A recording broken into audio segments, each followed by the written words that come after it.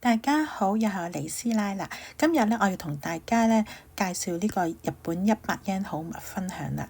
呢個咧就係用嚟做玉子燒嘅，只需要擺入微波爐咧，我哋就可以做好玉子燒啦。打開包裝，入邊係咁嘅。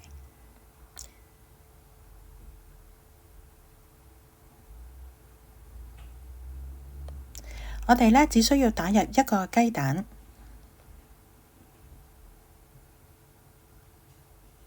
加入15毫升嘅清水，將佢攪拌。